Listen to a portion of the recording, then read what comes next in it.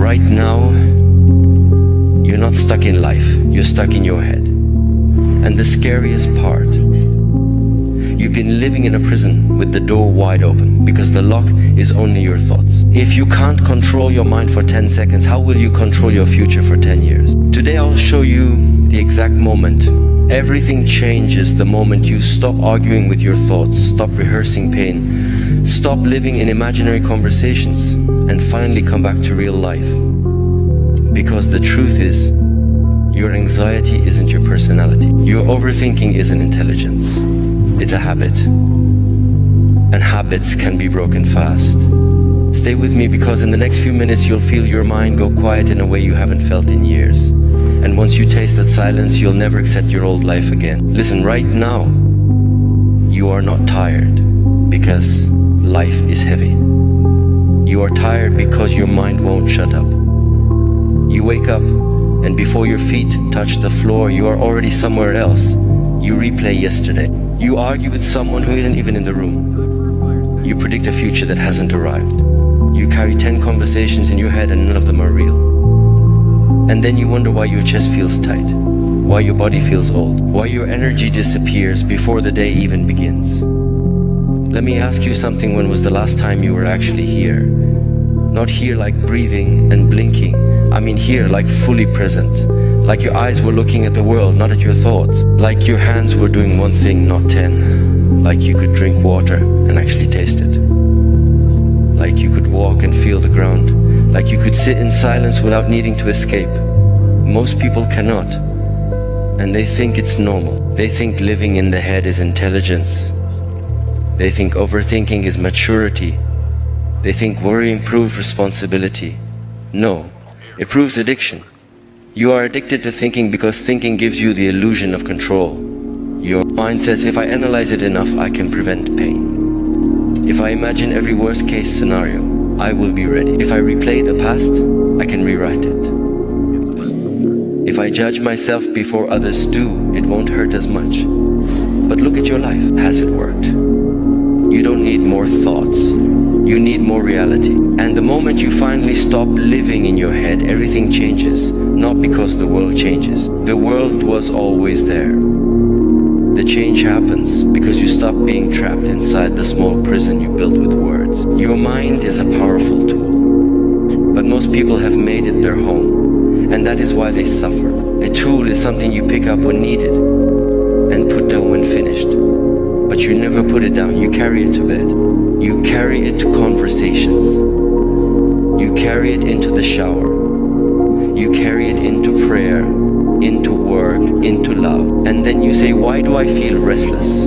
Because you are dragging a loud machine everywhere you go. You want peace. Stop using the mind when it's not needed.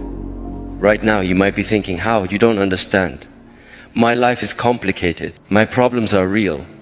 Yes, your problems may be real, but your suffering is often manufactured. Two people can have the same situation, same money problems, same family problems, same workload. One sleeps, one panics, one handles it, one collapses. What's the difference? The second one lives inside the story. The mind doesn't just describe reality, it adds poison, it adds commentary, it adds predictions, it adds shame, it adds fear, it adds old memories like chains. And here is the scary part. You may not even know you are doing it because you have been thinking for so long. You believe you are your thoughts, but you are not. A thought is like a cloud. It appears, it moves, it disappears. But something in you remains. Have you noticed? You can watch a thought. If you can watch it, it cannot be you. The watcher is you, and you have forgotten the watcher. You have become the noise. So listen carefully. I'm going to tell you a secret that sounds simple, but it will make strong people uncomfortable. Your life is not hard. Your mind is undisciplined. That's why you overthink. That's why you procrastinate. That's why you delay. That's why you stay stuck. Because an undisciplined mind loves drama more than it loves truth. It will create problems even when nothing is happening. It will create fear even when you are safe. It will create doubt even when you are capable. It will say, what if they don't like me while you are sitting alone? It will say, what if I fail before you even start? It will say, I'm not enough while you are still breathing, still alive, still having a chance. And then you listen. You treat every thought like it's a command, like it's a prophecy, like it's evidence, like it's law. It's not. A thought is only a suggestion. And many of your thoughts are stupid. Yes, stupid. A mind without training is like a child with a sword. It will hurt you. So the moment you stop living in your head, everything changes because you finally stop obeying every inner voice. You start choosing, and choice is freedom. But first you must see the trap clearly. Here is the trap. The mind can only live in two places, past or future. It cannot live in the present. The present is too quiet. The present has no drama. The present has no storyline. In the present there is only what is. And what is often simple. Breath, sound, light, sensation, movement, a task in front of you. But the mind hates simplicity. It wants complexity because complexity makes it feel important. So it drags you to the past. Remember how they treated you. Remember how you failed. Remember that embarrassing moment. Remember what you should have said. And it drags you to the future. What if you lose everything? What if you get rejected? What if you get sick? What if you waste your life? And while you are traveling between yesterday and tomorrow, life is happening and you are missing it. You call that being busy. But you are not busy, you are absent. Your body is present. Your mind is a runaway dog. And you wonder why you can't focus, why you can't be consistent, why you can't feel joy even when you have good things. Because joy is a present moment experience. Peace is a present moment experience. Love is a present moment experience. You can't think your way into peace. You can only return to it.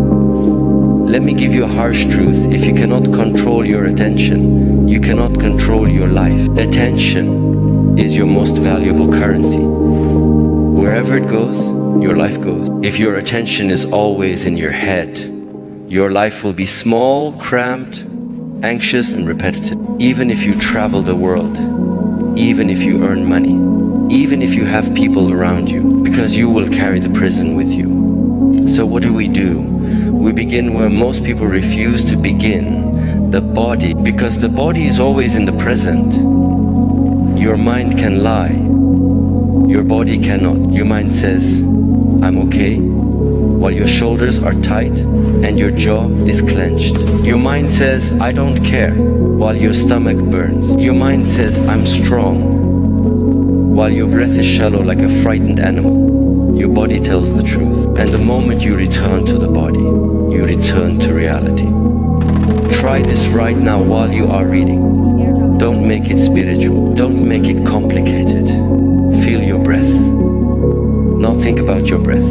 Feel it. Where do you feel it most clearly? Nose, chest, belly?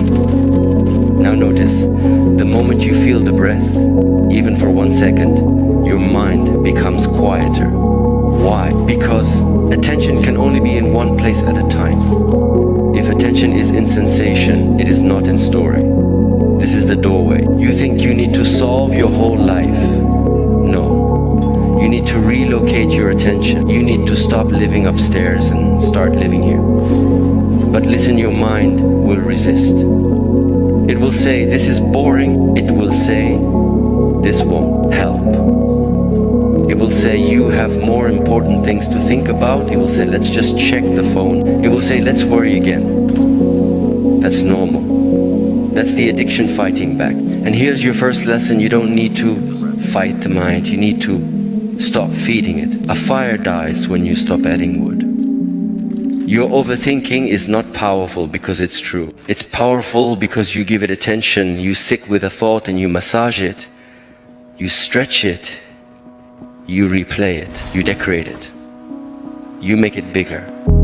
And then you say, This thought is ruining me. No, you are giving it a throne. So instead of battling thoughts, do something more intelligent. Step back, watch, label it, thinking, worrying, judging, remembering, planning, and return to the breath. Return to sensation. Return to what is in front of you again and again. This is discipline, not motivation. Discipline. Motivation comes and goes like weather. Discipline is training. Discipline is repetition. Discipline is devotion to reality. And slowly something begins to happen. You start noticing the space between you and your thoughts. You start noticing that a thought can scream and still you can move. A thought can threaten and still you can act. A thought can criticize and still you can stay calm. That's power. Because a weak person is not someone with bad circumstances. A weak person is someone controlled by their inner noise. And a strong person is someone who can hear the noise and not obey. Now let me take you deeper, because this is where everything changes. Most people live in their head because they are afraid to feel. They use thinking as a shield against emotion. They don't want to feel sadness, so they analyze it. They don't want to feel fear, so they plan endlessly. They don't want to feel shame, so they blame others in their head. They don't want to feel loneliness, so they scroll. They don't want to feel uncertainty, so they seek constant reassurance. But you cannot think your way out of feeling. You can only feel your way through. This is why the mind keeps looping, because you are avoiding the direct experience. The mind says, let's talk about it. The body says, please feel it. And until you feel it, it stays. So the next time you catch yourself stuck in your head, ask this question: what am I refusing to feel right now? Be honest. Is it fear? Is it disappointment? Is it grief? Is it anger? Is it embarrassment? Is it the ache of not being where you want to be? Don't answer with another story. Answer with the body. Where is it? In the chest, in the throat, in the stomach, in the face, in the shoulders. Now here is the moment most people run away. Stay, not forever. Just stay long enough to prove to yourself you can. Breathe into it. Relax around it. Stop naming it. Stop explaining it. Just feel the raw sensation, and something shocking happens when you do this. The emotion starts to move. It starts to change shape. Because emotion is energy in motion. It is not a permanent identity. It becomes permanent when you trap it with thinking. When you stop thinking and start feeling, the energy completes its cycle. Then you are free. And this freedom is not philosophical, it is physical. Your shoulders drop, your breath deepens, your eyes soften, your mind becomes clear. And then you realize you didn't need to solve life. You needed to stop resisting.